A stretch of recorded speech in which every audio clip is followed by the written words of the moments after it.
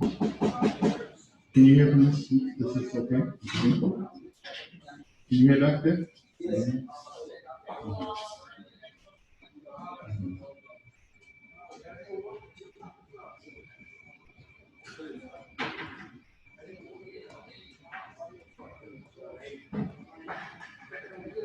Okay. So, just want to give a few minutes for the latecomers. All right.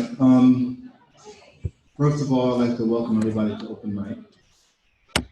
And for those of you who are new or first time coming to Open Mic, I'd just like to explain to you what Open Mic is. It's the mic, and it's open. And you come up to the mic and you can express yourself. Now, the open mic in America is basically spoken word.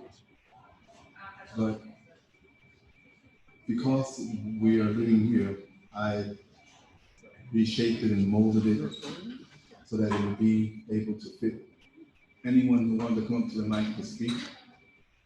You can come up and speak. You don't have to actually do spoken word. If you want to sing a tune, or you want just to tell a story, or just to express yourself, the mic is open, and that's why it's called Open Mic. The first thing that you need to know is, thank you.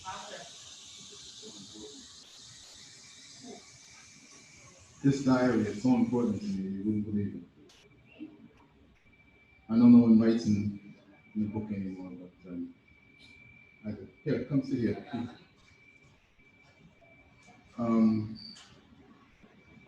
Yeah, this book is really important. I've had one since I can remember. Unfortunately, they don't print them anymore, so I have to take an old one and then redo it. I don't know why I switched subjects, but anyway, we're talking about open mic here. All right, so just like that. See the way I just changed it? See, it's just being your normal self, coming up to the microphone, having the courage to come to the microphone. That's it. And I use this especially for second speakers of English, to have the ability to come up to the microphone, even though English is not your first language, and speak. I have a brother from Sudan. When you hear him speak, you are not going to believe. There's a sister from Sudan also. When she comes up to the microphone, you wouldn't believe that her first language is Arabic. So that's what the open mic is about. It's just coming up and to be able to express yourself. All right? Now, the rules to open mic. No politics. No profanity. We'll keep it down to a very minimum. Although I found, there's I started watching something, and then they even have Netflix, flicks of the Netflix. Anyone got Netflix? There's there was a thing on there about profanity. And I can't remember the name. I just started watching it today. The history of profanity. Yeah, the history of profanity. The history of the words that that people use to express themselves. And I see people using it a lot, and I don't even know if they even understand the words that they use when they use them. Anyway, that's something that you can watch. So the rules, no politics, no heavy religion, right? We don't want to hear khutbah, but we do enjoy hearing the name of Allah's name being praised. But we don't want any khutbahs, right? Everyone has a minimum of 3 minutes to speak, right? A minimum of 3 minutes.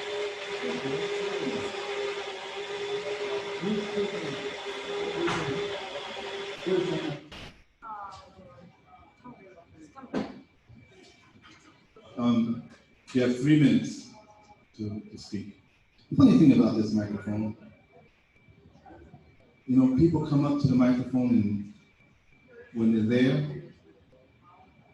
they're very nervous. When they come up to the microphone, they get, they're nervous. But then when they come to the microphone, it's like a magnet. And they just keep talking. They just keep talking. And that's you don't even realize it, that you just talking. It does that. The microphone, the power of the microphone does that. So that's also a way of self-control for yourself. Okay, so that's it. So I just explained what open mic is. I explained the rules. Very simple. And hope that you have a good time. Now I usually open up with something simple. I have an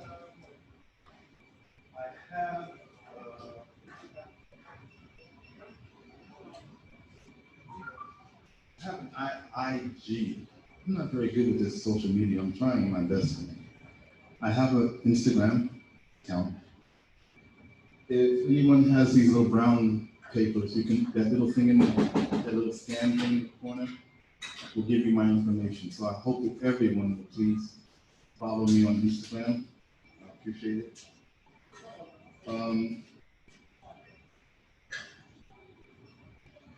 And what I do, I speak for 1 minute, and I promise that if you listen for 1 minute, I will give you a lifetime of wisdom.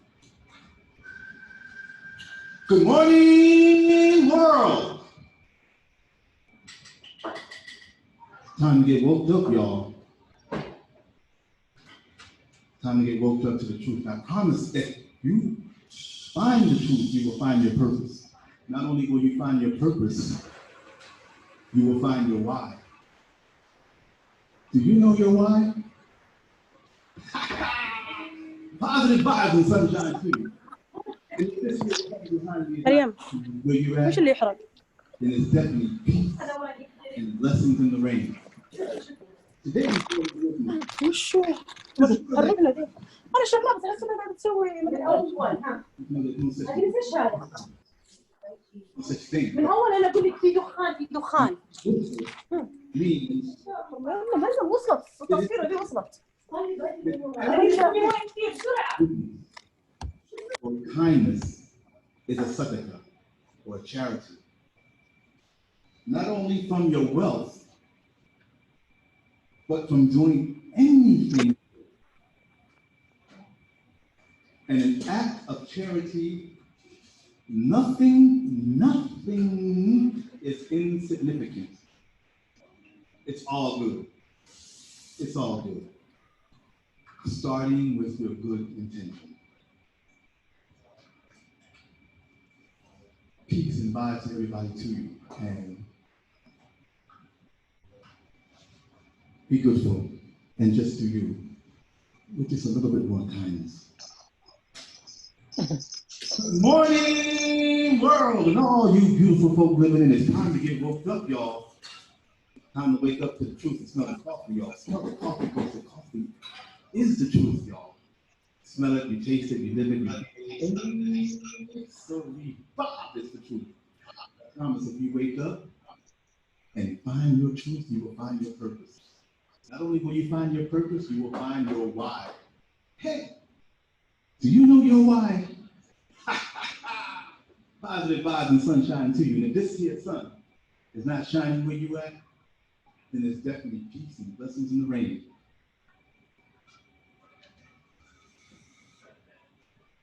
When people, I don't know.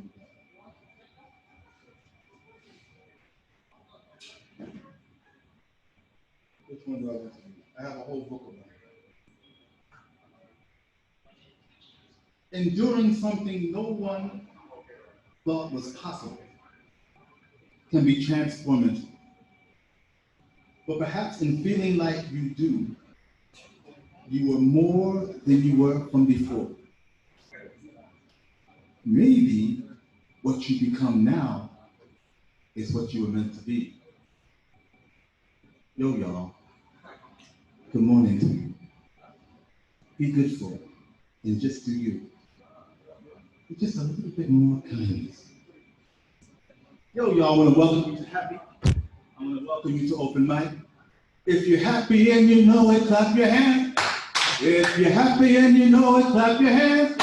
If you're happy and you know it, and you really want to show it. If you're happy and you know it, say alhamdulillah. Alhamdulillah. Okay. Who's first up to the mic? This is the most difficult part. Trying to get someone to be the first one to come up to the mic. Who's gonna be the first one to come up and say something? Will you? MashaAllah. This is your first time, and first time coming up first? MashaAllah, it's really good. Yes, please come.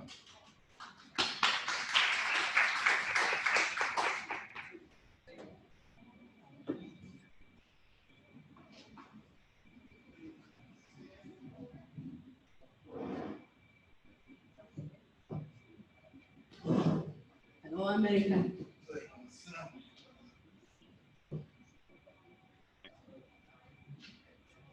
Should I introduce myself or I just start with No, introduce yourself and you want that? just a minute. My name is Amal, and I'm from Saudi Arabia. And I would like to share with you a piece I have written yesterday. It says, nothing is wrong with me. I shaved my hair. I quit my job. I don't like coffee. Oops. That's okay. I'm in a coffee shop. It's all good. When I was a child, when I was a girl, I was told to wear long dresses, to have a long hair, and to learn how to cook and clean. Nothing was wrong with me. When I became a woman, I was told I have to work and earn lots of money.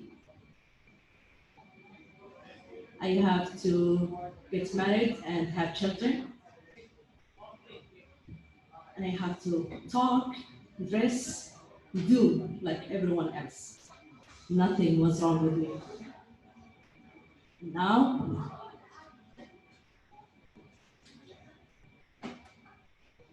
I learned to talk and think just like me. Simply, life is now. Nothing else is matter. Not to worry what other people think or say. I love all people. I respect all people. Nothing was wrong with me. I shaved my hair. I quit my job. I don't drink coffee. Oops, I'm in a coffee shop. Thank you.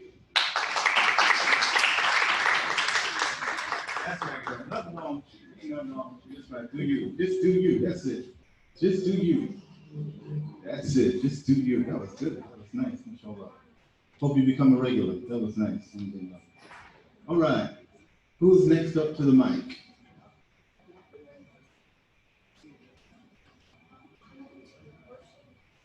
Yeah.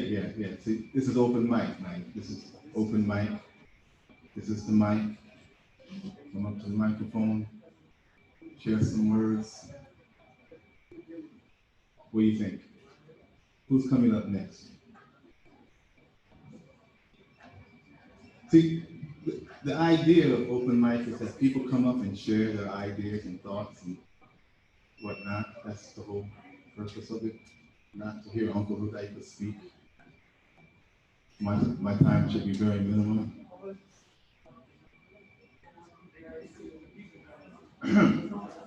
Yes, this is open mic.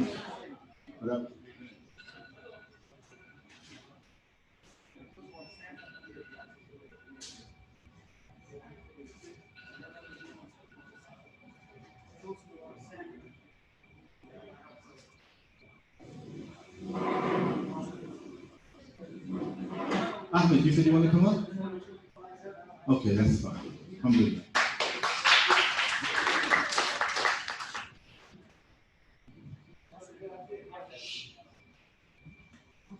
Hi everyone. How are you feeling today? I'm feeling good. Well, the idea was coming here because we all love poetry and spoken word, no? Yes. That's why we're here, because we try to express ourselves. put our thoughts and notions and ideas to the world. Let's just expose ourselves and everything to the world. Sometimes we may not feel comfortable around behind the mic, but some people are very comfortable behind the mic. And this one is for weapons. I'm a guy that I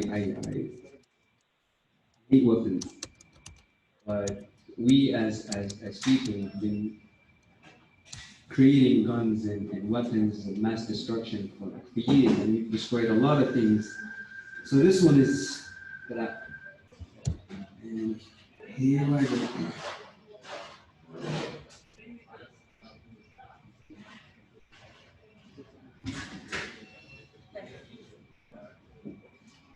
But a bunch of guns were together reminiscing, thinking about how many lives they've killed or those who gone missing. Well, AK-47 started saying I'm the illest. In 1 second, 15 of my bullets can fly, switching lives from living to vividly kicking their soul out of their body division. But the Magnum started off showing his bullets, saying what one of these can do is beyond your vision. At that moment, the grenade started LOLing and saying, one of my kinds can kill a dozen of those dumb or walking, singing. Suddenly, the door slammed open and a bunch of drunk bullets came chanting, murderer, murderer. But the bazooka woke up wondering, hey, what go on with them bomber class? Me swear to job, me go kill all of them, please. I mean, I want to come again, see it? I mean, can't sleep while you scream. I mean, I want him twice, dear. That silence got all of them afraid. Time passing by, drinking and gunpowdering, tomahawk, scud and crews were battling. Yo, I caused a lot of damage in the world more than you two, Scott said. And Cruz replied, yo, cut the son, you're a fraction to my demolition and distraction. My catastrophes just make me please, so please shut up. Then Tomahawk kept in silence and he showed him his teeth. Y'all talking like I can't fly at the atmosphere. The outcome of my collision is crystal clear, so y'all better zip your lips and freeze. Moments, minutes, and hours, the boss came with his followers. The master of all masters, just hearing his name made everyone stutter and blabbers. The nuclear bomb is in the presence of all weapons. Countries stop using me because I boost the amount of misery in humanity. I don't destroy houses or cities. I leave that for you cities. I supply a feast of an unleashed beast. For the past years, I'm the main reason for tears. Let me keep this simple. Nothing suits me, moves me, boosts me more beautifully than the mass destruction I caused for centuries. Hiroshima, Nagasaki, Chernobyl been erased for eternity. I'm the boogie master that removes everything that moves horizontally. Matter of fact, I deleted the word peace for infinity. I redefined word fear, so y'all better take a bow for me. And this is the product of our own. This, what our creative minds been producing on and on, killing for the sake of religion, money, and some, I don't know, is it worth it or no? Did it open up some domes? No one knows, but I have a simple message for the weapons makers worldwide.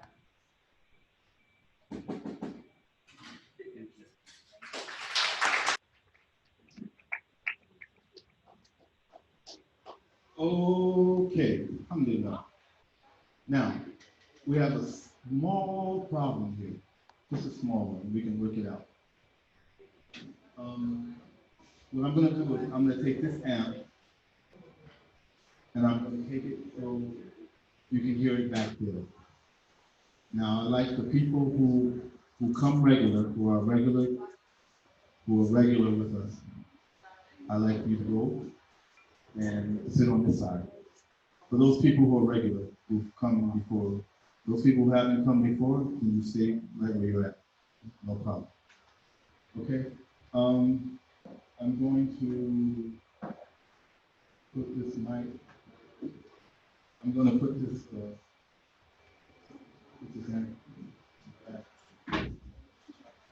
So just give me a minute. I'm going to fix it. The problem is it's going to be they catch it on the thing. It's not going to be heard. What's the problem? What's the problem?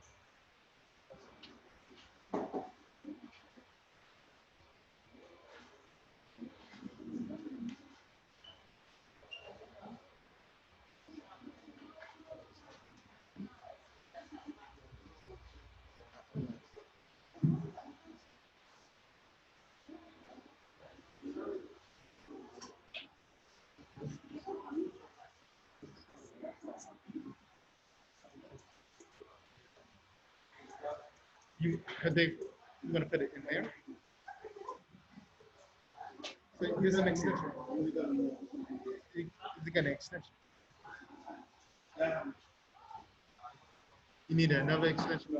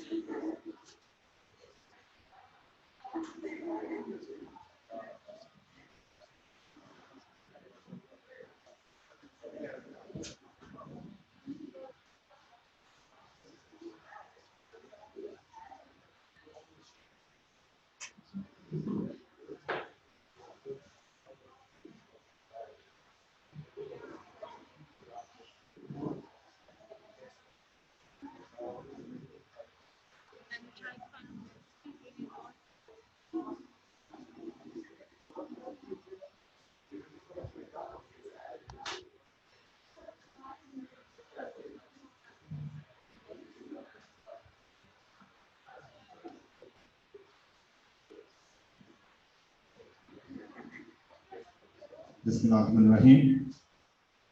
Is that good? Can you hear back there? What's up? Can you hear? That's good? Hello, Mr. Hudayfa. Great. Ladies, sit. Someone come sit here. Okay, so, because we all know the idea is we have to have what's it called? Personal space. Yes, we have to have that space. So if the validate comes, they don't cause us any problems. Okay. All right. So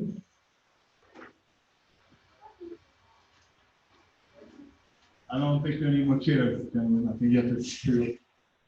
Is there a chair there?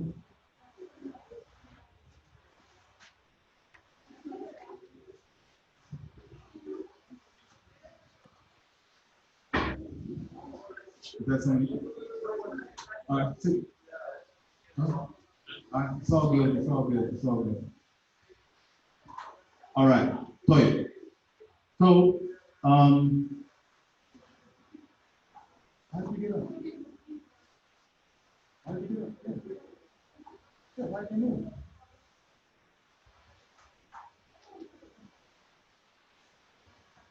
All right. Now we're going to continue. So, Musab, it's okay? You can hear back there, all right? It's a good sound? All right, please. Everybody remember, you should buy coffee or something, water or coffee or something. That's part of the mission for coming to the open mic. All right. So,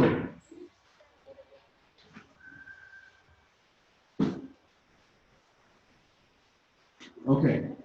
Who's next up to the mic? You want to come up next? Come.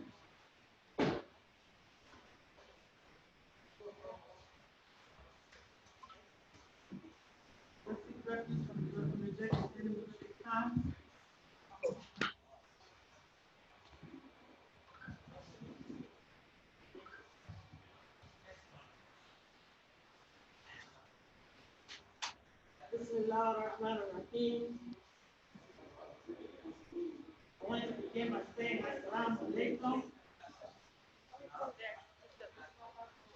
And we're dealing so much with health issues these days. A friend of mine received an interesting hadith, and so I want to share it with you.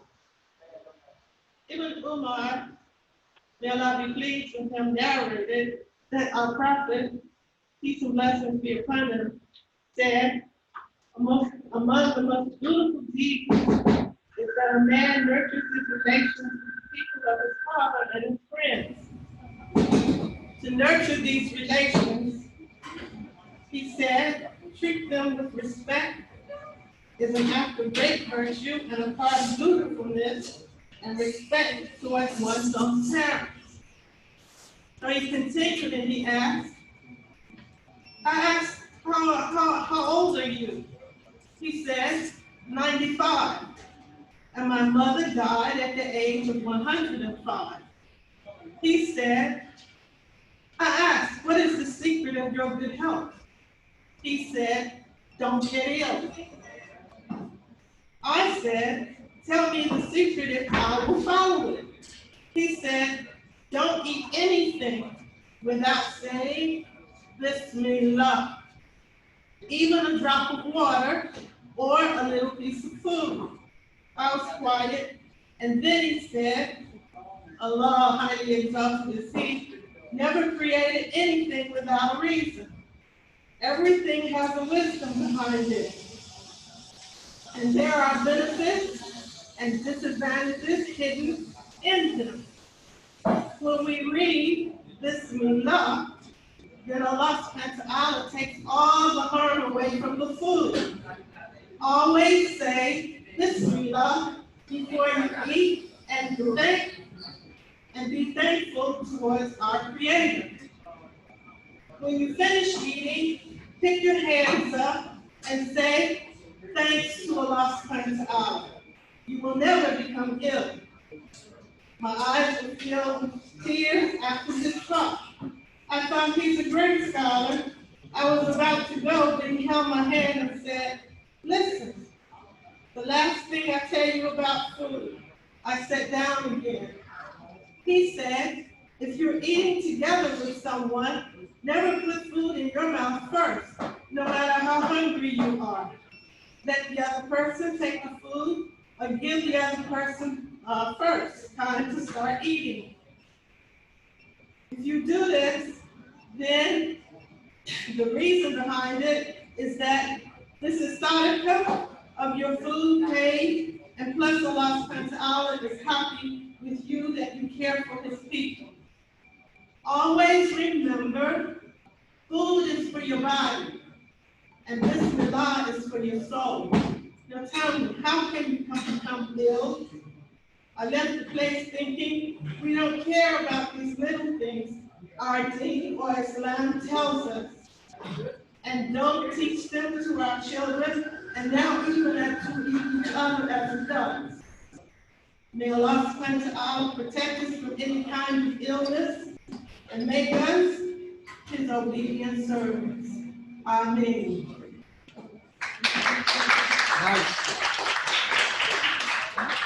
Alaikum. Nice, sister. Thank you. Everybody have masks?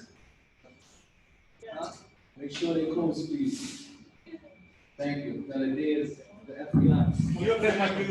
I don't have nothing to spit, bro. Next time, No, come on. I don't have nothing.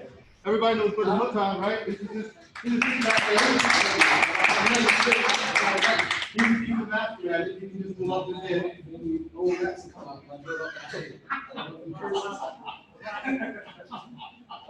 I think Shadid. Oh no, I agree.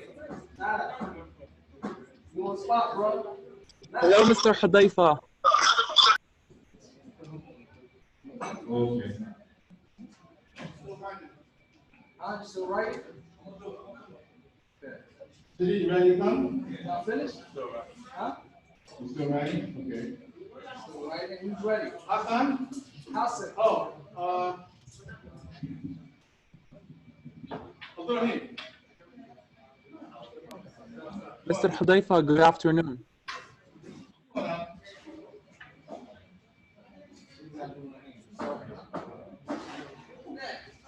Who's that? You? Come on. D, you ready? Oh, you ready? All right.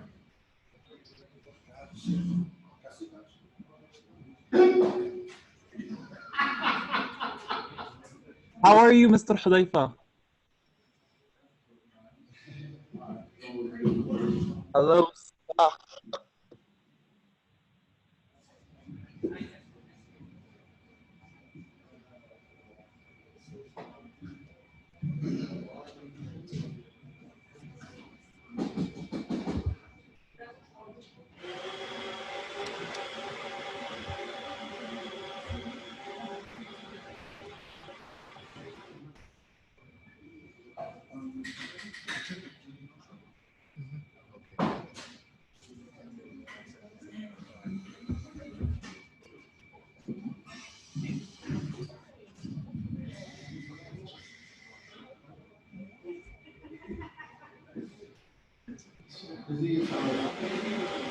بسم الله والحمد لله والصلاة والسلام على رسول الله صلى الله عليه وسلم.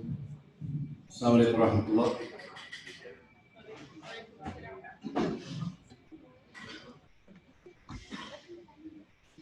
Hello? First piece is called Lockdown. Bismillah. Who? Black men are slain, no lockdown. Mothers can't maintain, no lockdown. Children don't eat, no lockdown. Families are living in the street, no lockdown. Trap houses on every block, no lockdown. School kids being taught by the Glock, no lockdown. They assassinated Malcolm, Martin, Biggie, and Pop, no lockdown. But if you check the clock, before pilgrims landed on Plymouth Rock, over 400 years ago, my people touched ground. Still, Africans in America have never, ever been safe or sound. Long before COVID-19 ever came around, but still, no lockdown.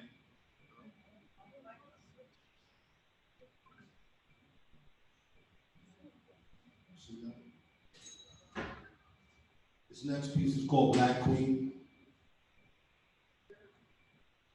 19, got me afraid to kiss my young black queen. She's like, Abby, I love you. I'm like, I love you too. But baby girl, please let me wash my hands first. And what's worse is that I can't wash them enough. And yo, it's tough being afraid to make your own child sick. It feels like some devilish trick to get me away from showing love to my seed, for whom I gladly die or bleed. Yes, indeed, I love my queen and waiting to the max. So as I'm sifting through the lies and the facts, just waiting to get back to some normalcy, the way things used to be, and kiss my beautiful brown baby fearlessly. My young black queen, damn COVID-19.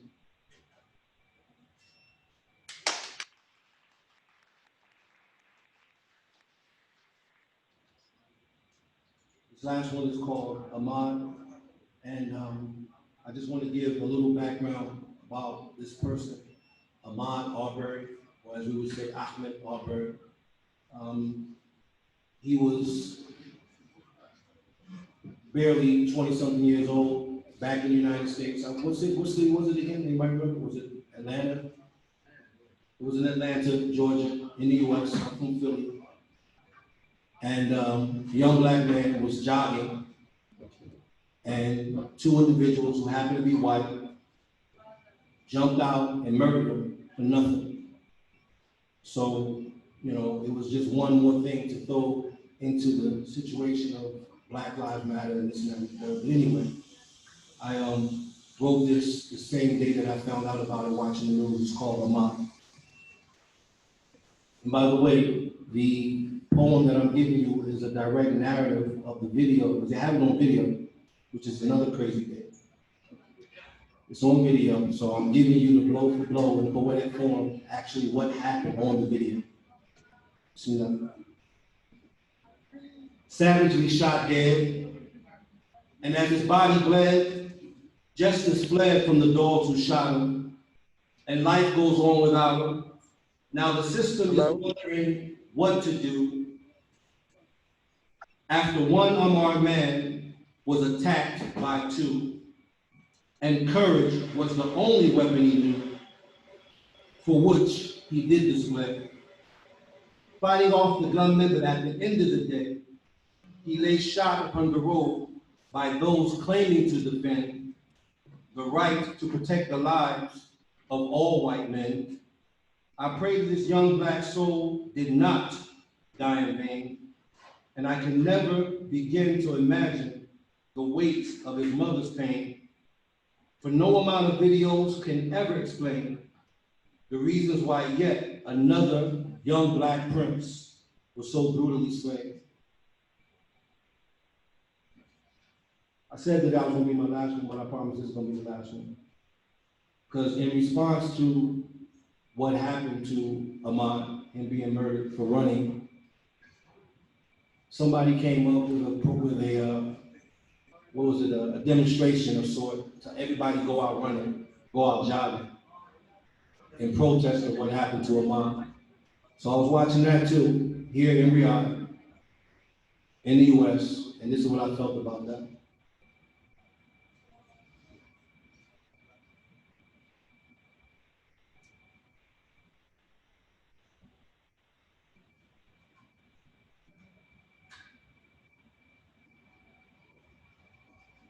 And by the way, Sheikh Hudayfa explicitly said in the beginning of the program, no politics.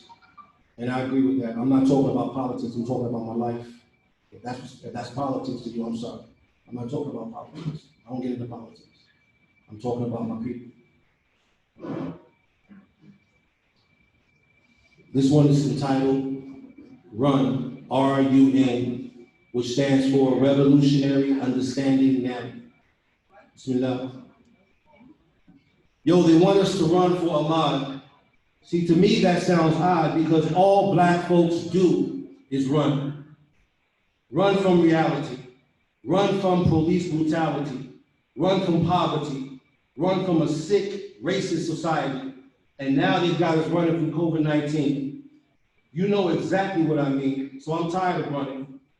Unless I can run and then go buy me a gun and shoot down anyone who would dare murder my son, then I'd run, only after the revolution has finally begun. Thank you very much.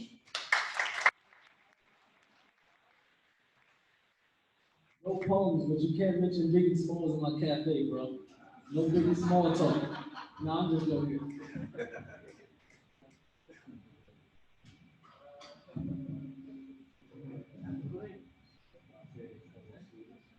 How you doing? Alhamdulillah. Yes, please.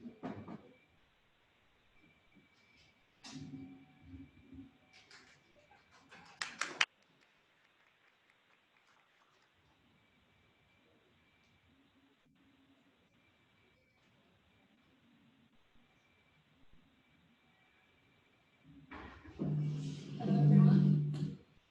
Assalamu alaikum, first of all. How are you doing today? Good?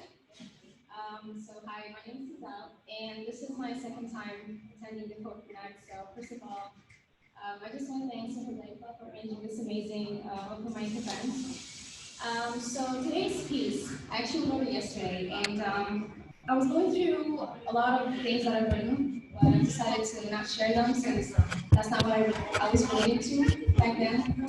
And last time I shared a poem about survival and how it helped me with the support of my family, and my dad was there as well. So this time I'm sharing something personal and how I supported my own self to achieve whatever I was going through.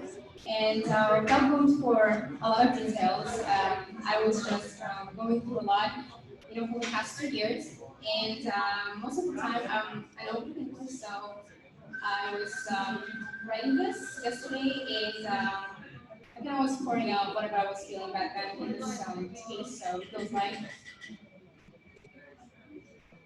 in the battle of time, we brawl, burying our intellects, burying our thoughts, restless, worn out, doomed, but I fought.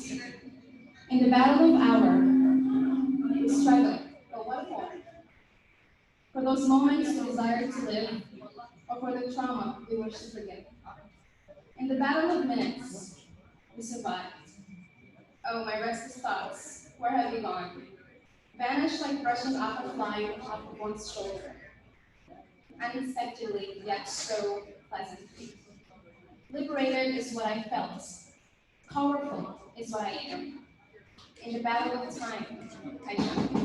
Thank you.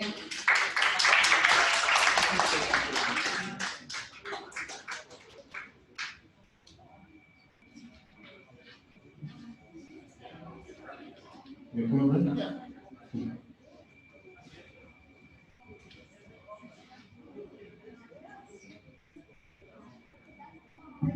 Good evening, everyone. So in 2021, no Mr. Rogers. That was 2020. Oh, That was 2020. I like that song though. I know. That was 2020. We're gonna leave that in 2020. Oh, So no one's mentioned that we are 6 days, 5 days into a new year, and no one's mentioned that new year 2021. Did you mention it? No. So being the educator I am, I just want everyone just to think for a moment about what your resolutions are for this year. What do you plan on accomplishing this year? So as I look back on 2020, what dominated 2020 was COVID, right? That's probably, when you think of 2020, you will always think of COVID. Raise your hand if you were successful in 2020. Raise your hand if you were successful in 2020. Now, that's most of the people in the room. I think it was interesting, in a time that was so gloomy, 2020 was probably the year to be the most successful. Why? Why? No distractions, and it gave you what? Gave you time. Think about time. It's the one asset that does not separate us as human beings. We are all running out of time. Every last one of us. That's what we all have in common. Eventually, we will all run out of time. On this earth, at least.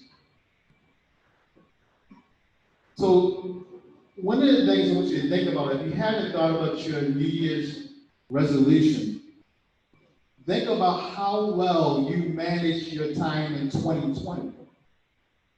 If you're happy with it, continue to do the same thing in 2021. If you did not raise your hand, you didn't think you were successful, think about how you managed your time in 2020. And think about how you're going to manage your time better in 2021. Because we're all running out of time. In 2020, I was able to get 40 credit hours towards my doctorate degree. Thanks to COVID. That wouldn't have happened if it wasn't for COVID. That wouldn't have happened if it wasn't for COVID. So I guess my point here is manage your time. And that old adage, that old cliche, make lemonade out of lemons, what is it? we got lemons, make lemonade, lemon iced tea, whatever.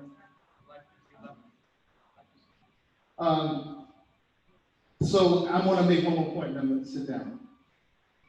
One of my favorite people in Riyadh is Shadid. And Shadid has some very powerful poems, very powerful imagery. I want to give you the other side of the coin. Not in a poetic way like Shadid. But for me, the United States, I grew up, let me say this, like Shadid, I grew up in the hood. In fact, I would argue my hood is a lot tougher than your hood. But I grew up in the hood. And I grew up with a lot of the challenges that Shadid talked about. However, I think I love the United States of America. I think it's truly a land of true opportunity. But you have to manage your time. You have to have a plan. So Shadid talked a lot about Black people in America. A lot of his poems about Black people in America. One of our biggest ills as Black Americans is that we don't manage our time properly. We don't have a plan. He kind of mentioned that before with his Run poem. And it creates some of the ills that we face. Also, when you hear something like that, remember it's coming from a perspective. So I would highly advise you to tonight, tomorrow, whenever, go back and look at the story of Ahmaud Arbery. You heard it from Shadid's point of view, but look at what happened before that video was shot. Look at why he was running. Might get a different perspective on the story. Doesn't mean he should have been killed. He should not have been killed that day. But as my grandmama and mama said, when you make your bid, you lie in it. Thanks.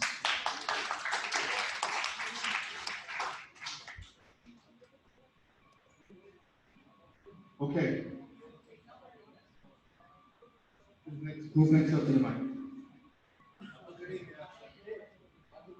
Abdul Karim, you ready?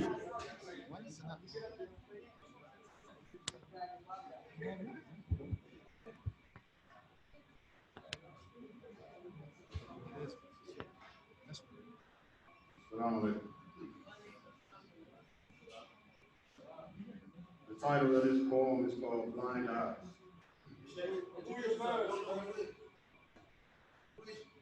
Hello, can you hear me now? My name is Abdul Karim. I'm from America.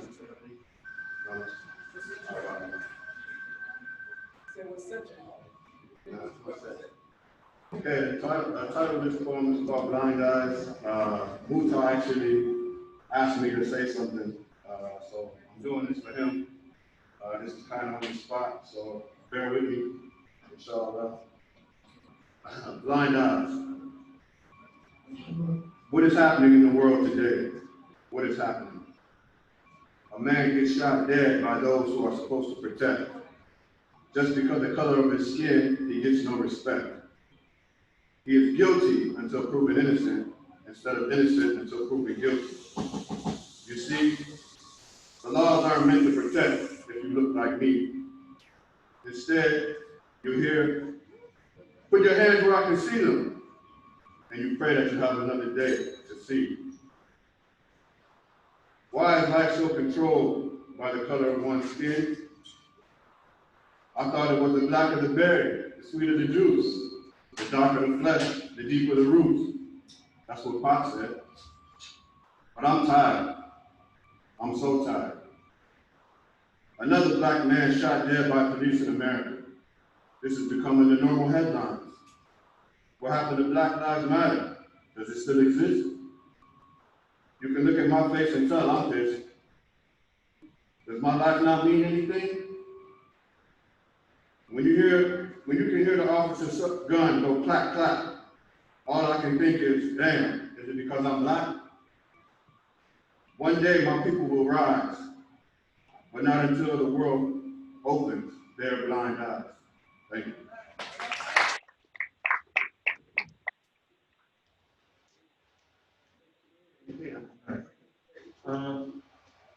Who's next? Hassan? Are you gonna come back? Are you coming back to Hassan?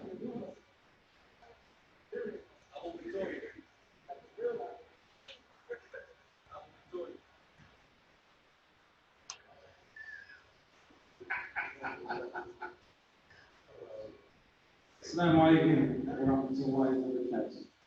Can I erase the can you erase it so I can feel more comfortable with my height? Assalamu alaikum. Good evening, everyone. My name is Hassan Yusuf. Some people call me Barak Hassan Yusuf. Some people call me Mr. Joseph, because my last name is Yusuf. It's an honor and a pleasure to be here at this open mic tonight. Not here to be host, and Brother Musa for giving us this platform today. I don't really have much to say, but I'll just share my story, 2020 story, and then lead it into the King Abdulaziz Camel Festival. 2020 was a challenging year for most people, but for me, it was a good year. It turned out to be an amazing year. I took use of the lockdown, and what I did during the lockdown was I started reading, empowering my mind, myself. I took courses at Harvard University online, and then alhamdulillah, my parents, friends, seniors persuaded me to apply, and I applied in two programs. I didn't get accepted in one, but I got accepted into another one. So alhamdulillah. That was the turning point of my life, really. Harvard. It just shifted everything. I took myself more serious. And there's a nasiha that I would like to share.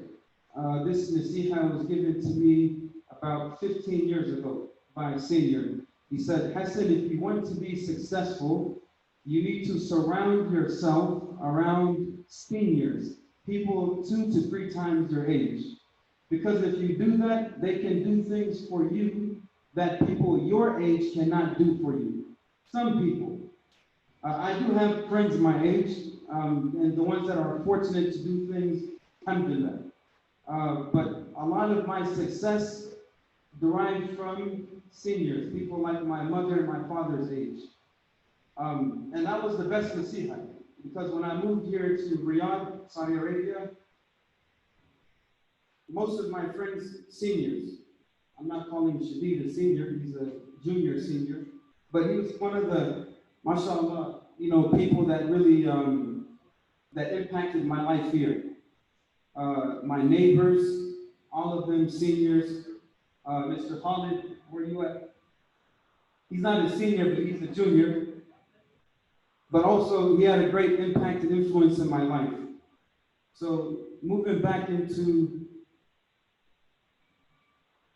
September, I started traveling out to the desert on the weekends, and it was just a riveting experience being away from the city, loud noise, being in a quiet environment. And I wanted to engage in business. I wanted to start or open a cafe. And the elders that I was sitting amongst, they said, Hassan, if you want to be successful, do something more unique, don't invest in a cafe. I said, okay, what should I do? They said, why don't you invest in a camel? I was like, okay, just buy a camel and then what? They said, no, buy a camel, be the first American to participate in the King Abdulaziz Festival. I said, okay, but buying a camel is not like investing in a cafe. Camels cost like millions of riyals.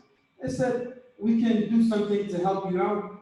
We will look for something within your means, purchase it, enter into the competition, inshallah, bitawfiq. So I did. I entered into the King Abdulaziz Camel Festival, and that was another turning point in my life. I, mashallah, got so much love from the kingdom, from people from all walks of life. They came out, they supported me, they supported my camel Victoria, and we were successful. However, she didn't win, but I always say that she won the people's hearts. The camel gained a lot of media attention worldwide, and I'm just very happy for the experience. Entering into the festival, subhanAllah, I'm just going to share this, but I didn't have to pay for anything.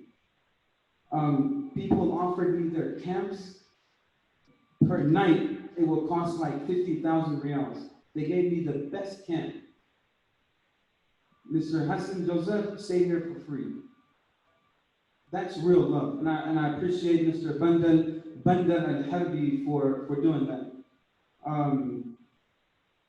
My cohort competitors, Mr. Ziyad bin Nahid, Mr. Naif, Abdul Muhsin Al-Raji, Mr. Abdullah Al-Auda, they also were a great influence, and they impacted my life with the nasiha that they gave me. And I shared this about 2 weeks ago, but I'll just share it again. Mr. Abdul Muhsin Al-Raji said to me, Hassan, if you want to be successful, don't wake up with the chickens. Wake up before the chickens. And the reason why he said that to me was because I arrived at the event late. And he said, why were you late? I said, well, traffic. But the real reason why was because I woke up late, because I was exhausted. Don't wake up with the chickens. So 2021, I don't wake up with the chickens. I wake up at 4 o'clock in the morning. My day starts at 4:30, or my time starts at 4:30. This is one of my New Year resolutions. Anyway, I don't want to take up more time, but thank you very much for listening. I hope I didn't bore anyone.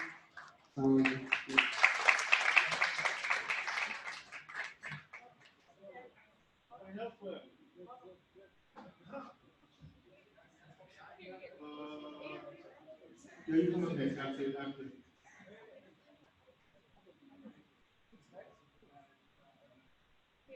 This is my 12th grade student from going to school.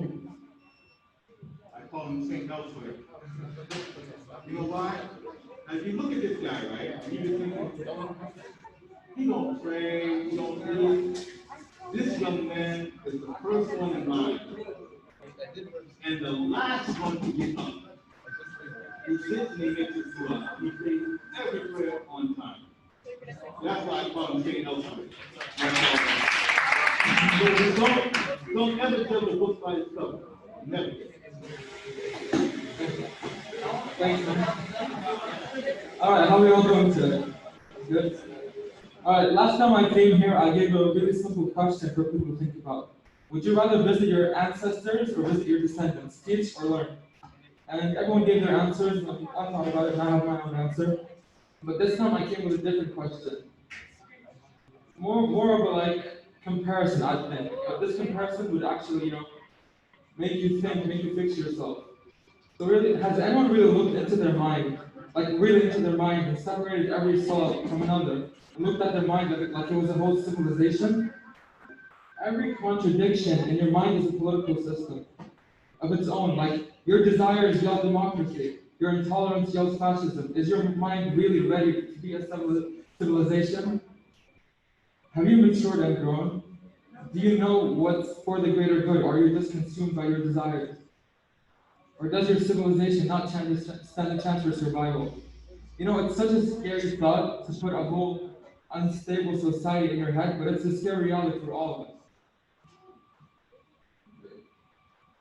If all of us equated our knowledge to our education ministry, our emotional and physical strength to our military, our health to our health ministry, maybe we'd treat ourselves better if we thought that, a whole civilization depends on us. The point I'm trying to make is that You lead what goes inside your head. You're your own president, your own king, your own caliph. You're your own general, your own emperor. So do you really so have you been a good and generous leader or a tyrant to yourself? All right, thank you.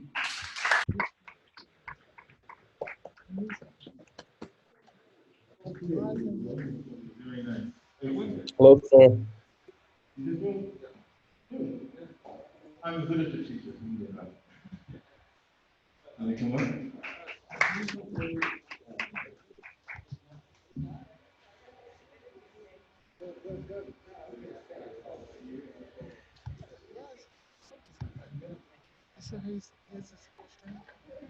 Testing. All right. Hello, everyone. My name is Mustafa Ali. I am a Sudanese citizen, and I was born and raised here in Saudi Arabia. Deeply honored by that. I would like to, first of all, thank everyone for being here, and this is my first experience doing an open mic. So I sing, and I would like to share something that is very personal to me. I would like to ask the questions. How many of you does know where Sudan is located? Raise your hand. Right, so it is located in the in the northeastern region of Africa. So in 2018, we witnessed a revolution. We witnessed 30 years of corruption, killing, terrorism, and Sudanese people went through a lot. So, 2020 has been hard for everyone, especially for me. It's been 3 years since I came back to Saudi Arabia to see my family. I have a big family, and I was the second to the last of my siblings. So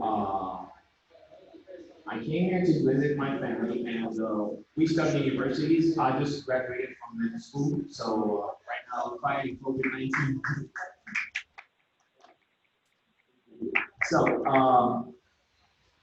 after I came back to Saudi, I had a very bad news. My youngest brother studies computer science in Cyprus, and unfortunately, I'm going to say Alhamdulillah ala kulli hal. He had a good night's sleep and never woke up again. So he passed away, and he gave us the news.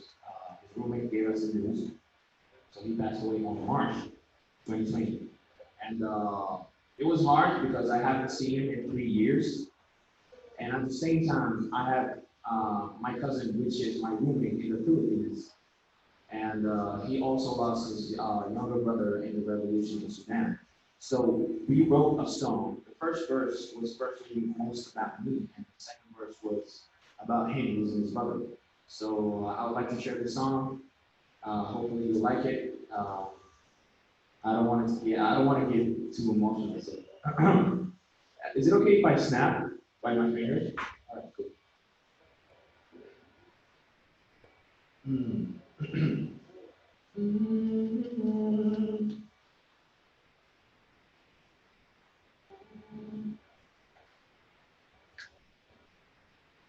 We were born without a plan, never thought of losing man. Talked about if I missed you. There's something on my head, something on my mind. How could I make it up to you? But now you are under the ground, the doubt that you're just playing around. I think I lost my mind. But everything was better when you were here. Everything became so sleazy. Losing you is not that easy. You said that you and me will never be lonely. You promised me that you will always hold me.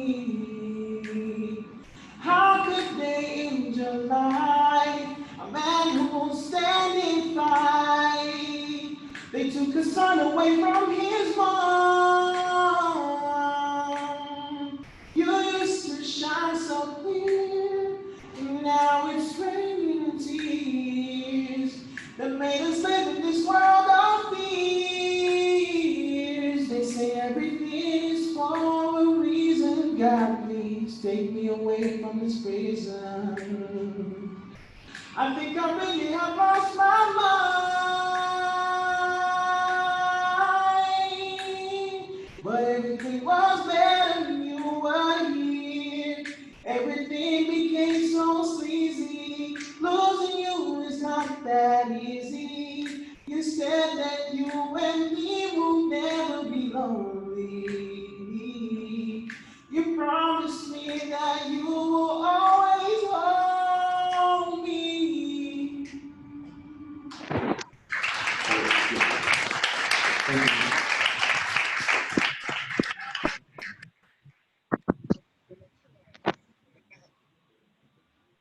All right.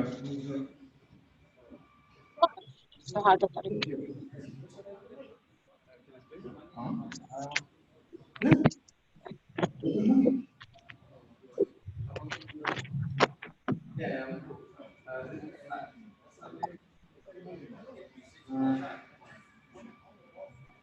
Hi. This is basically my second time doing this segment of open mic. I did it the first time, and it was my first time ever seeing an open mic, and I really liked it.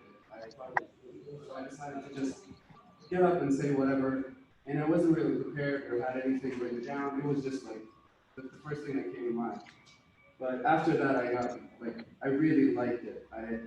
Like this adrenaline rush of standing up in front of people and talking about like things that are about you and everything. It's really cool. So I really wanted to do it again, but this time a little more prepared. And I wrote a little I heard it was poetry night. So I wrote like a little, I'm not a poet per se, but I did write a rap or something that is kind of like, it rhymes, that's the important part. And it's something that's a little personal to me, and I wanted to talk about something personal. I didn't just want to come up and just say anything. I wanted to speak and relate to something that I have seen being experienced, not necessarily by me, but by people that I know. And I really wanted to shed light on it. It's something that's, again, personal to me. It starts the same. Wake up and find an excuse to hide the pain. No, I'm not ashamed, but no one really gets what's going through my brain. So I started smoking, hoping that the nicotine will change. My lows to my highs, and the old to the new. It's good for a start to feel the rush coming through. The voices are quiet, but the rush ended soon. Now I'm back to my lowest, so I need something new.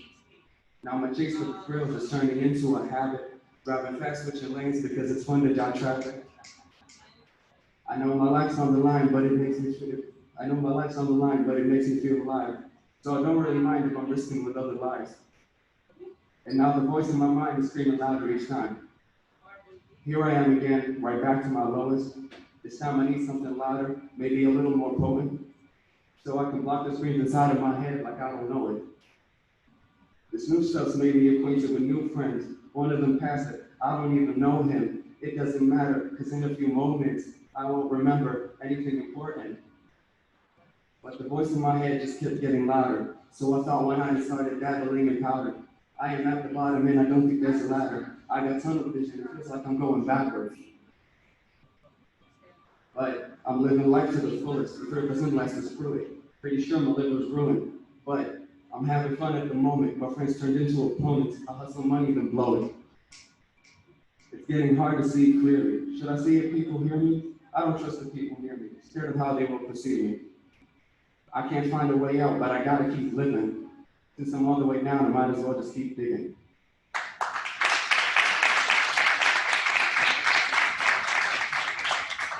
I wanted to just explain a couple of the lyrics to make it really seem clear. This seems like a rap song that's just like talking about life, that he's having fun and he's doing everything he wanted and he's chasing the thrills that he seeks.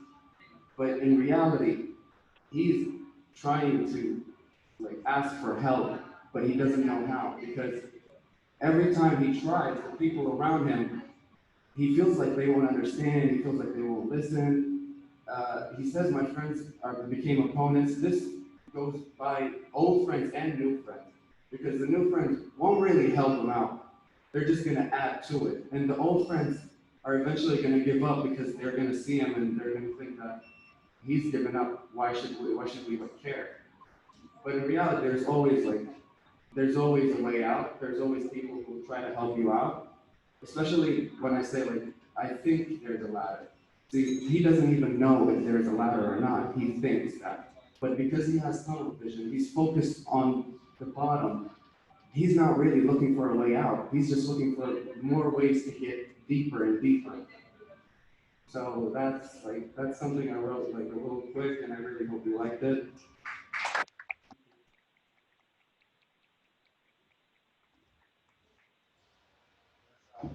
That's how open mind works. So you come up the first time, you come up again, you go, you come back. Each time it gets better. Each time it gets better. Yes, sir. Who's next up to the mic? Yes. Hello. My young friends.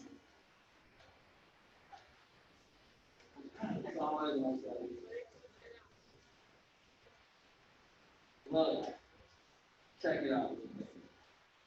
I'm not trying to pick a phone. I don't want to be on your phone. Take this off. I can hear you. I'm not trying to pick a phone. I don't want to be on your phone. Leave me alone.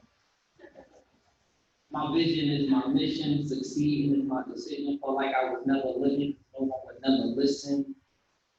But now it's a new beginning. So if you on my team, let's believe you win.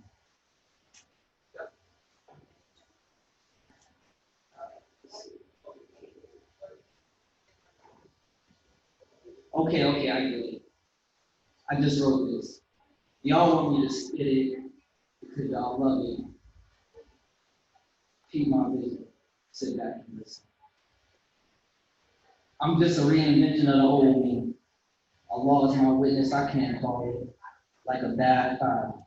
Seen from a distance, she sort of smiled. Up close and personal, the waves spinning wild. Don't get seasick. Boo. Attracted to my own style. Under 3 minutes, I could run a mile without breaking down. How I became the source of my own confidence. Trauma when I was a child. Seen it all, did it all.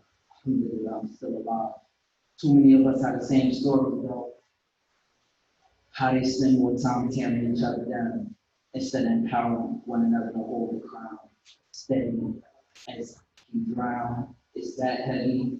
Who's strong enough to lean on me when you're not strong? Nobody. Bro, man, it's such a rare commodity. He's so happy to be flipping burgers at a cheap factory. I'm so confused. While you work for a man, I work for another man. You just got off working for another man. But when you want to make a plan to be your own boss, that remains 2021. All right, we got one more. I want to drop one more. I don't appreciate you believing when I'm speaking, but that's all right. We're going to keep it going. We're going to keep it going. Time. The French that big, don't be moving, don't be speaking illegally. Nah, don't worry about it.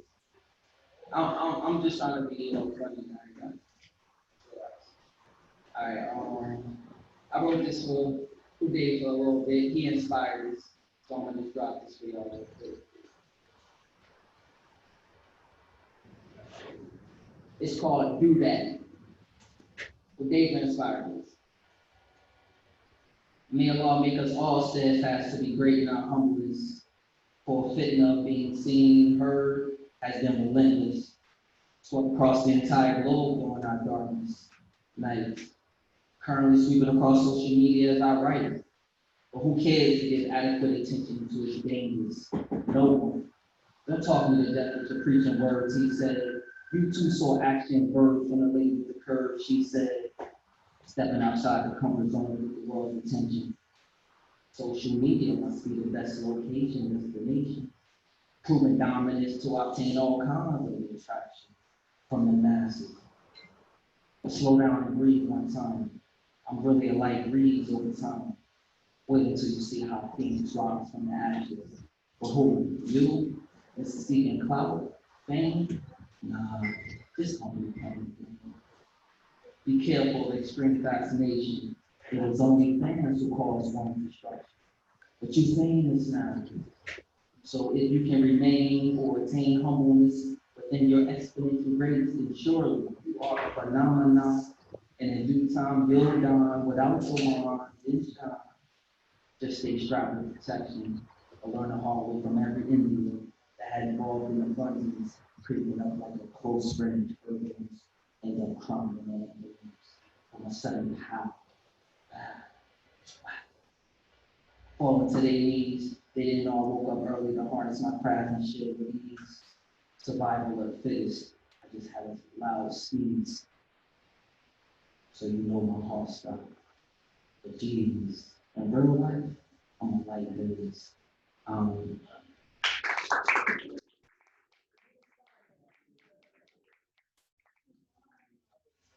Okay, that was nice. All right, where are we at? Who's next up? What's up?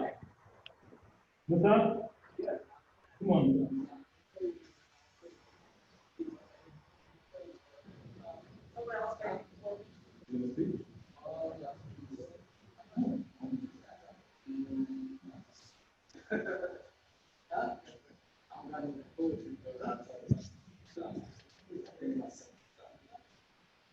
Assalamu alaikum. I think I met you out on one day for 14 years ago, so. Before I moved here. Shadid, I think I know him, the cafe bully, I know. I call Shadid the cafe bully. He scared everybody to buy his name pies. This on Zoom? Huh? Let me skip the gun.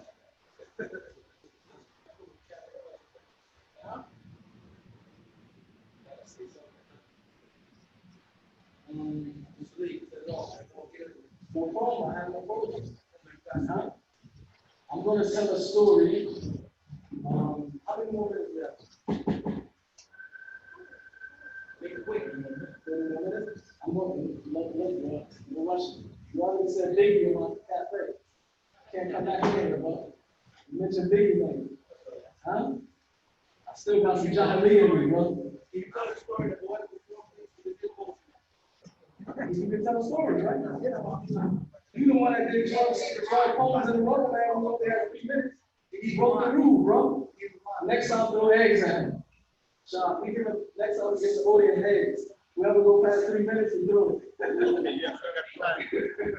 So let me hurry up before I go past my time. I just want to tell a story since I don't have no poems. Huh? Spit a verse? Yeah, I heard it, bro. Should I spit it, bro? Huh? Let me see. Huh? I'm trying to think of something. Let me see what can I say. What's my phone for the book?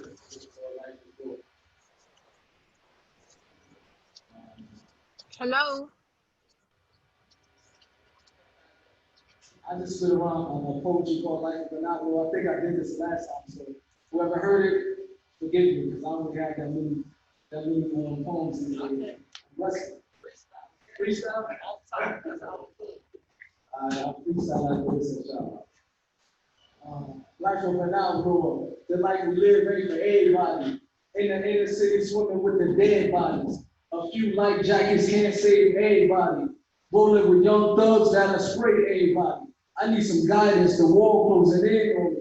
I'm trying to find it, it seemed like it's running from me. Until I came across a book with no crookedness. It had a message addressing the wickedness. Life of an outlaw. I did this last week, I know it's corny. But I just want to say a story since overnight. 2 more minutes, I don't want to do a Shadid over here. Huh? Shadid be taking over, that's like the bully, bro. Shadid, bro. How many more minutes now? I want to do a Shadid. Got it? Huh? Got crazy. Shadid, everybody knows Shadid on top. He really Wallahi is a good dude.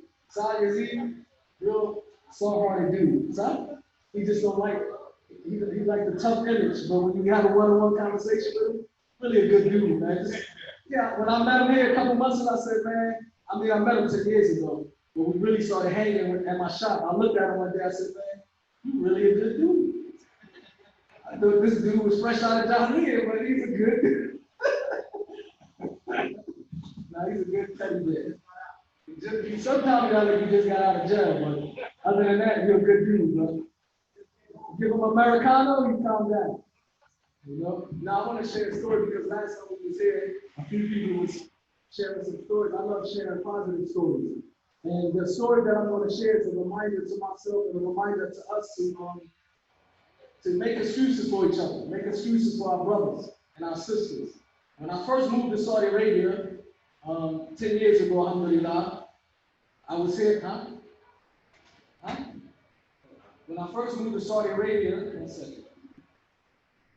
When I first moved to Saudi Arabia 10 years ago with my family, we traveled back to Los Angeles for the summer. And you know how some of the villas are, you go through the side door, they have apartments on the side, and they have the main, I guess you guys call it flat, on the first level. I lived on the second level. So I never got copies of the keys or whatever. I was traveling, so I decided to give my keys to my neighbor Fahad, who lived downstairs from me. And I told Fahad, I said, look, just check on my apartment. I'm going to LA for the summer. Here go the keys. If just in case, a water pipe might bust or something like that. So I told him just take care of my apartment. So 2 months passed. I think 18 hours flight from Los Angeles, right? 18-hour flight from Los Angeles. Me, my wife, my small kids. We land back in Riyadh maybe at nighttime. And this is when you had the BlackBerry Messenger. I'm sending Fahad a message. Sending a message like, look, man, I'm on my way to the airport. Can you please be ready with the keys? I'm tired, 18 hours with my kids. I get to my house. He's not answering his doorbell. I'm ringing his doorbell. Now the Jahiliyyah is coming out of me. Now I'm like, man, where the hell are my keys at? This dude, like I'm going all types of crazy in my mind. Like, Shadid came out of me. I turned to Shadid for a minute.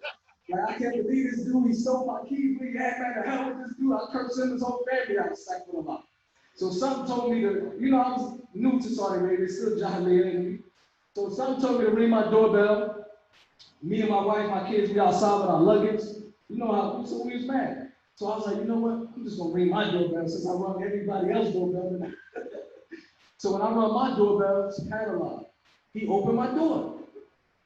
So I'm shocked, because in America, somebody opened your door, we're like, what the is Alibaba? What the hell is going on in here?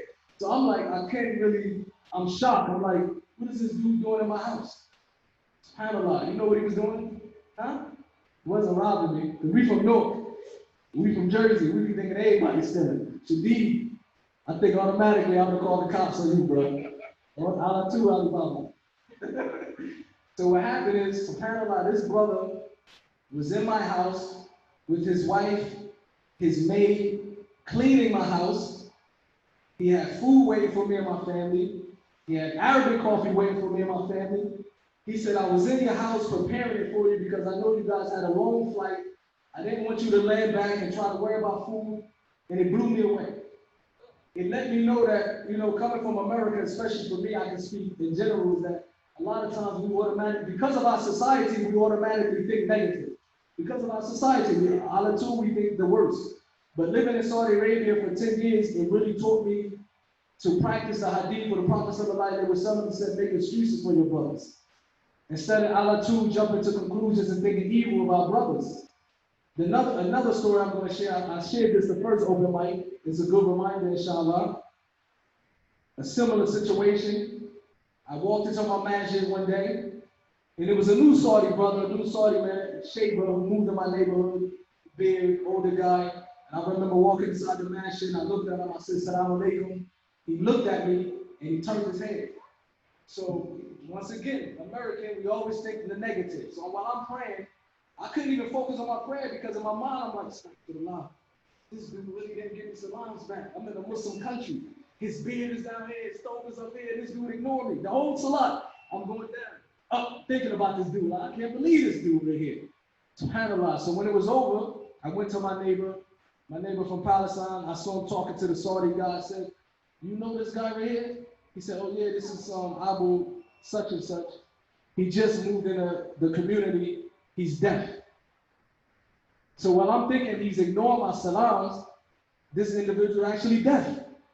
So that was another thing, another situation that reminded me that it's very important to make excuses for each other, especially with Shadid, because like I said, I thought this dude was fresh out of prison.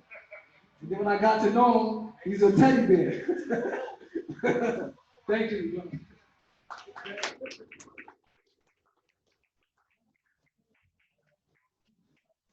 All right. Who's what's up?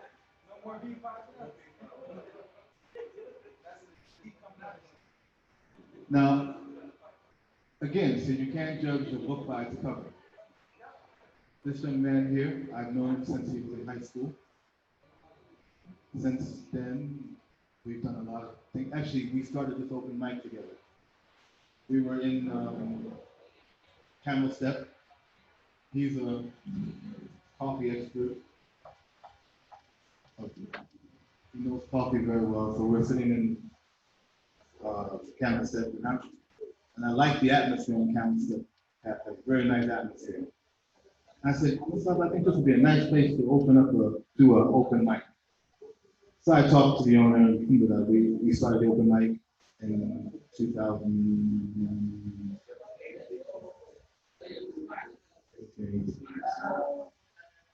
But since then, Brother Musa, Dr. Musa, mashallah, he has a PhD in English literature. And we've been, I mean, I know him since he was in high school. It's very special.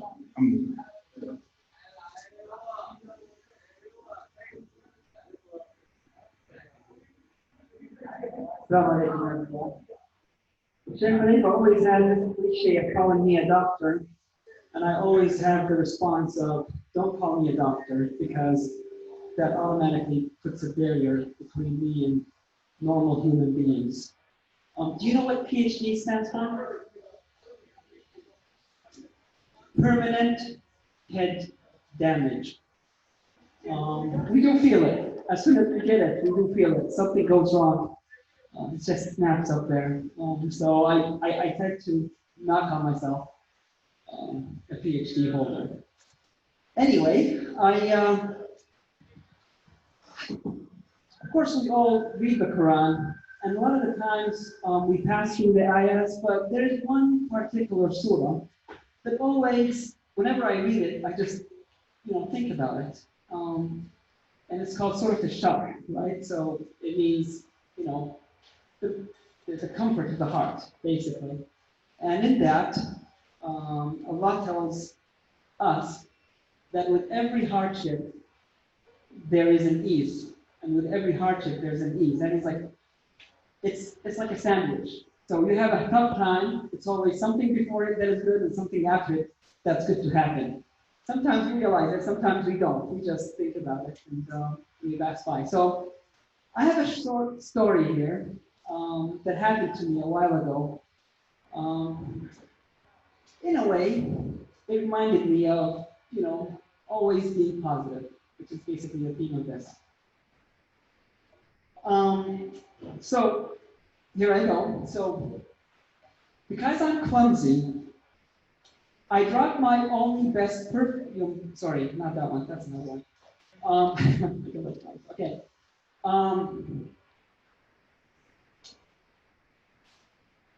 I forgot where I parked my car in the biggest mall of the world, the Dubai Mall. This monster mall boasts 1,200 plus retail shops, 24 top, notch restaurants and skating rinks, unaccounted numbers of spectacular food vendors, architecture, and unparalleled ambience. But most of all, this mall has 6 parking ramps. Each ramp is 9 floors, and each floor has 1,000 plus parking spots. I parked my rental car in one of these spots, a white rental car. So, what happened? I forgot where I parked my car. Myself, my wife, my disabled one, my whining 9-year-old, and my 3-month infinitely crying infant began the quest of locating our small white car in the middle of these noisy, gray, hot concrete floors dotted with tens of thousands of white cars like mine, all to no avail. And after 2 hours, and as we went up and down the elevators and bounced from one spot to another on our seemingly endless quest, I held the door for a family of 3. The father got in last, and he sighed. So I joked, "And you lost your car too?" The tall man did not smile back. He turned around and stared down at me. He's very tall. And I flashed my white teeth, smiling, and then I reflashed them again as he was staring at me, forcing a bigger smile, but he still kept staring at me. I felt threatened, to be honest. "Are you Musab?" he abruptly asked me. "Yes, I am Musab," I replied, unsure and surprised. "Musab, no way, man," he shouted as he opened his arms and hugged me.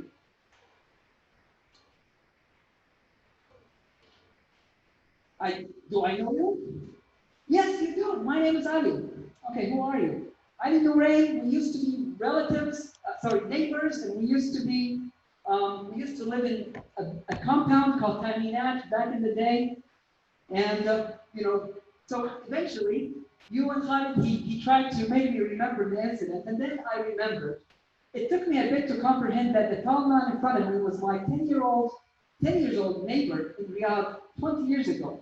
And back in the 90s, when we moved to Saudi Arabia, I used to live in the States, I grew up in the States, we moved to that compound, and our families were very good friends. So basically, we reconnected with some, memories. We sat down, we had fun, and then eventually, as soon as I went back to the parking grounds, I found my car. It was just around the corner in the same floor where we got out, but Allah kept me away from it for maybe 2 hours, 3 hours, so I could meet this spectacular, wonderful person. That's all I have to say. Thank you.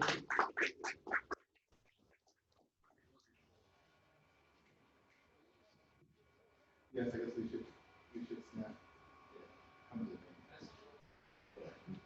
Okay. Our clock is ticking. It's almost 10. Who's going to do another mic vote?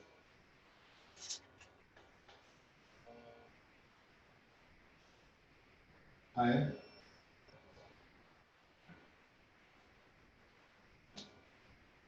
This is no. This is yes. This is wallahi ma nishwe. Wallahi ma nishwe.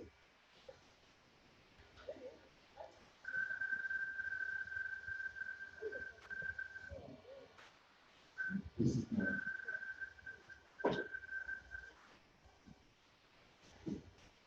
You got that look on your face. Well, you're going to be almost. So you want to come on up now? Sure you can. Why can't you?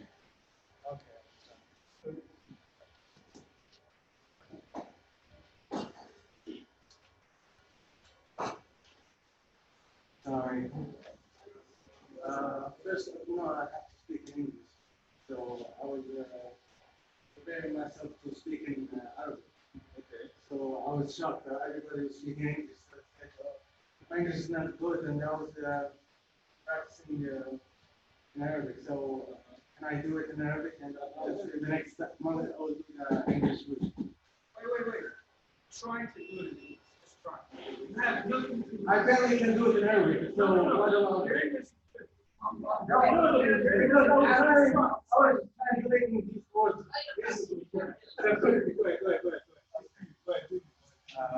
سوف ليس جيت هنا أتكلم كان بس اللي يعني خوف مواجهة الجمهور كان يجي بس إني أجي أتكلم لأن كان عندي مشكلة من أيام الكلية في الجامعة حتى إذا جيت في البرزنتيشن كنت اسوي الدكتور مره في البرزنتيشن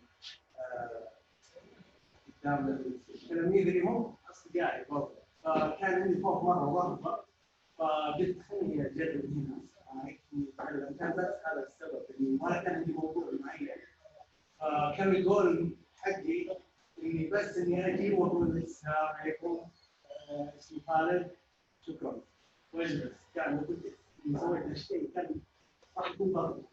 ف شكرا على هذا.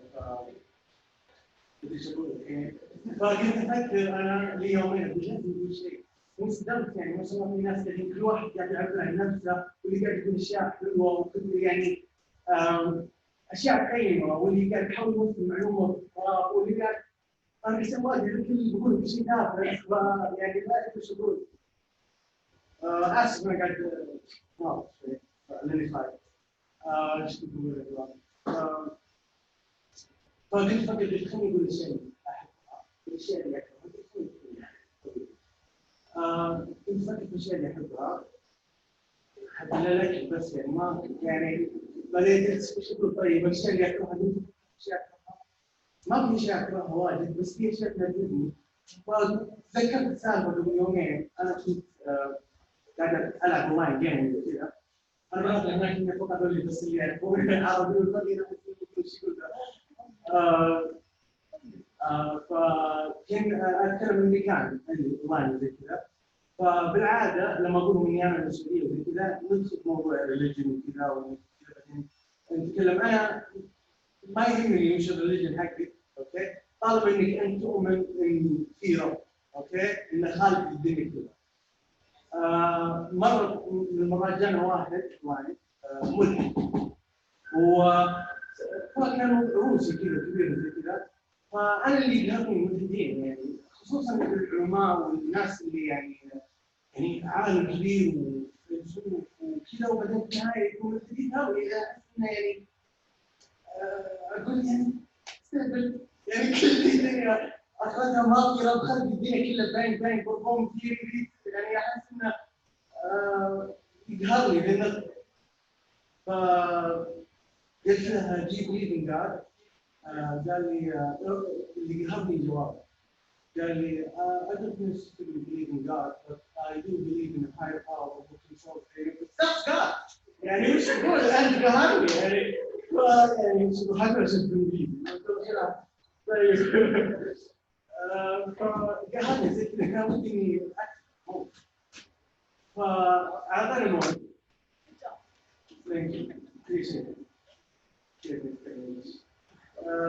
ف طيب اوكي اقدر ذلك ترجمه اوكي قلت ايش كيف من الله ايه ف كان بدي اموت على طاري الموت. عندي انا تعلمت او عرفت من الموت طريقه غريبه وانا صغير يعني كان عمري 6 سنين. يعني عارف ان في موت بس يعني تعرف لما تكون صغير يعني ما تستوعب الموت يعني مش موت يعني تعرف بس يعني ما تستوعب انك تموت. فكنت العب انا يعني كانوا يشوفوني زي كذا كنت جالس والحيوانات اللي الصغيره اللي اوكي الطيبين. فكان جدي جالس لا ما تتكلم فجاه كذا قال كل الناس راح تموت. كنت قاعد ألعب يعني ما كان يكلمني يعني ضغط لعبه كذا يعني ترى الجو ما فهمت وش يعني كل الناس راح تموت كل الناس ليه؟ ركزت كنت خايف احكمهم فقلت لي ليش انت كل الناس تموت؟ قلت كل الناس تموت ما عندي والله احس انه قاعد يقول ما في يعني ما هذا فيك الناس تموت شلون يعني يعني فتره وفي انا استمتع. قلت اوكي كنت متحمس غريب كان شعور مو خوف كنت سعيد. مو انه بنموت اني يعني ان عندي ذي المعلومه اني وانا صغير استوعبت ان شيء يوفيك اني عرفت. كنت بروح على جارنا اللي يغني كنت بروح بعطيه الخبر ان الناس تموت. وكان هو كبري او اكبر مني بسنتين او انا اللي اكبر مني بسنتين عشان من سنتين. فجيت كنت ادور في الحاره لقيت سياره كذا في بيت واحد عرفت رحت دخلت هناك لقيت من نموذج نادي الاتحاد الذي عجبني الشيء قلت كنت عارف اسمه قال ايش؟ قلت وشو؟ قلت كنت قاعد الحق من يركض ويعطيني خبر خطير قال لا بكره راح لامه ويعني مثل البذل راح لامه كان يصيح كذا وجيت امه عمره 6 سنين وقام يبكي لي ما فهمت قاعد تصيح كذا يعني لانه حمار فانا قلت له ان ترى موجود قلت مين قالت؟ امي جدي قلت الناس يموتون قالت مو كل الناس تموت مو كل الناس قالت لا في ناس تموت وفي ناس ما تموت هي بتهدي بس انا ما كنت صدقتها شو يعني في ناس تموت قالت طيب جد الخالي فلان لا ما عشان حد طيب وفلان كيف قالت لا عشان احنا نروح قامت يعني جدا بحجب لها انا وهي قصرت امي قلت لهم فلان مو في ناس تموت يعني في ناس مو يعني في اسباب ما يجي قالت لا ما يجي يعني شلون يعني قالت ما يجي في ناس لا امي لا قالت لي انت بالتاكيد راح تموت يعني كثير مرات بتجي زدت اسف هذه كانت اول مره امسك مايك في حياتي نتكلم بكذا في حياتي كلها فكسر المواضيع وشكرا اسف على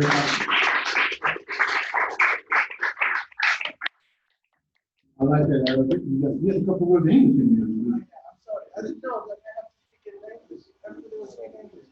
What language are you speaking now? English. Oh. I've been here for a long time. I don't know. I mean, listen to Arabic English in my life. I'm sorry.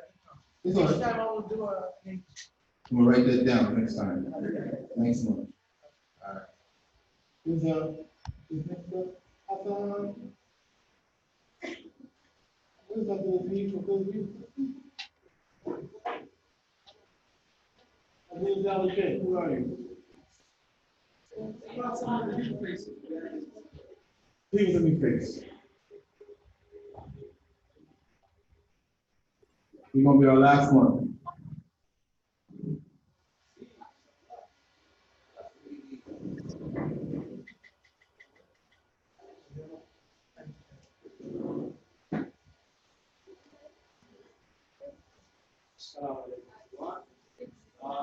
My name is Izzy. It's the first time I attend open mic. And you know, everyone's presentations were very beneficial, and it's really nice to hear the story they go through. For me personally, I think what I can share tonight is a good story to the end of 2020. It's about sustenance, about risk, and so at the beginning of 2020, I moved back. I used to live in Malaysia, so I started looking for jobs all around, and I used to be signed up for like a job seeking service. And I used to get different messages all the time about different opportunities, and I used to go, and some of them were not so desirable. But I still went. So this one time, towards September, I went to this opportunity. I had no idea what the job was going to be, the salary and such things. So I did go. I did end up going. And while I was waiting, so just for context, the job was in a call center. And while I was waiting, someone came in and he was asking for someone that speaks foreign languages. Just randomly walked in. He's like, Lughat. So in these languages. And I said, yeah, so I do speak foreign languages. I speak German and English. So he's like, German? That's actually like what I'm looking for. So he gave me his number, and I ended up contacting him afterwards. But first, I did sit for that first job interview. And so it ended up being like, let's say, like a minimum wage job. And I applied because, I had certain qualifications. Afterwards, I ended up seeing the person again, and I did the interview, and I got the job eventually. So it's really just about being at the right place at the right time, and like what we never developing for happen. Alhamdulillah. Thank you. Okay, that's it. Let's see. Yeah, and then also the last word. Real quick, one of the things I do is I do teacher training. Next January the 17th, I'll start my second round of the teacher master course. So if anyone wants to work on their do continuous education, or you need continuous education credit for your teaching, I have course recognized by several universities. You can use it towards your licensure. And more importantly, I think it's really good for us to kind of be mindful of some of the things we can do in teaching and learning. And also we do a heavy focus on online learning, since that's a very important thing now. So if you're interested, it's all online. You don't have to go anywhere. We meet only 2 hours every week online, and everything else is self-regulated and self-paced. So just want to throw that out there. Thanks.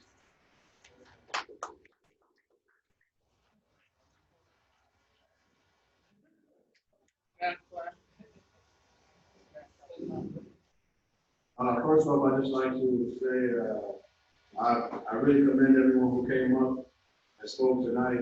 It takes a lot of courage to get up and speak in front of a crowd. It's not easy.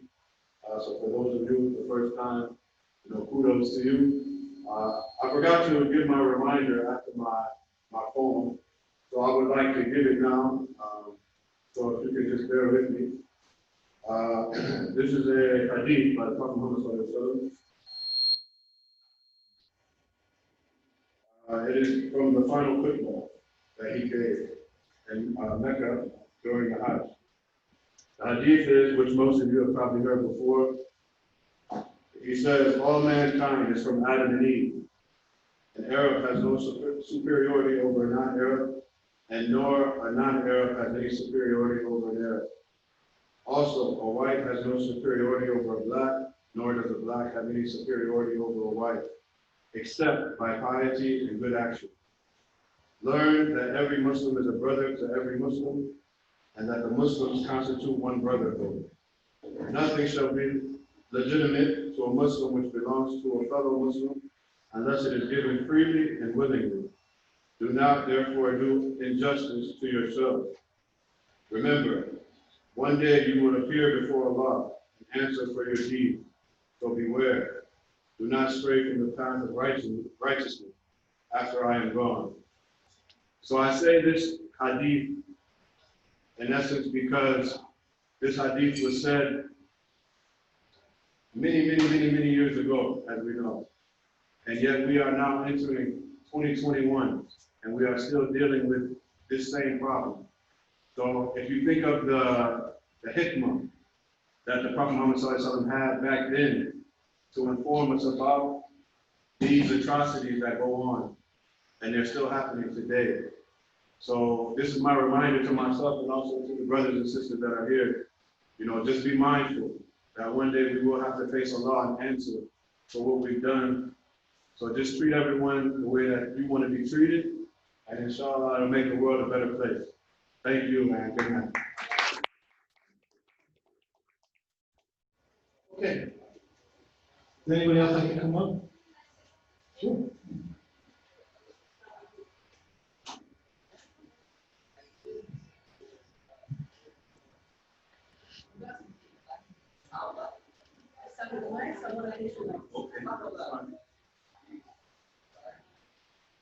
I just wrote this after the brothers spoke about something. So I'll say, from the day I born, I got love to my family life because of my business life.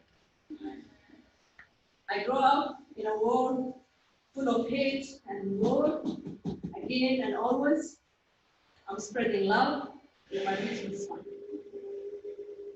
Let's all try to spread love and smile a little more. To spread love. Thank you.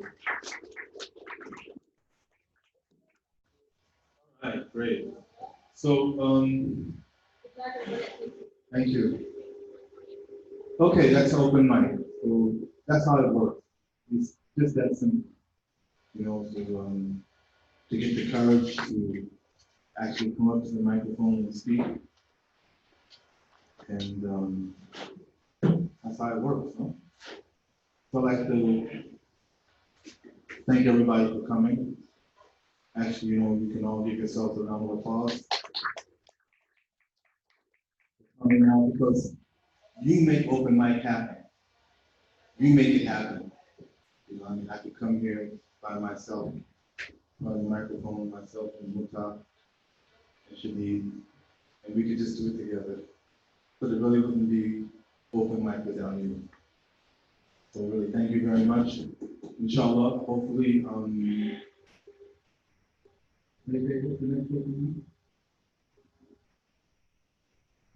February what? This is the first Wednesday of every month. This is what we do. We do it once a month here. First Wednesday of the 3rd of February. So inshallah, hopefully I'll see everyone on the 3rd of February. Until then, I wish you a good night. Take care. Stay safe. Thank you.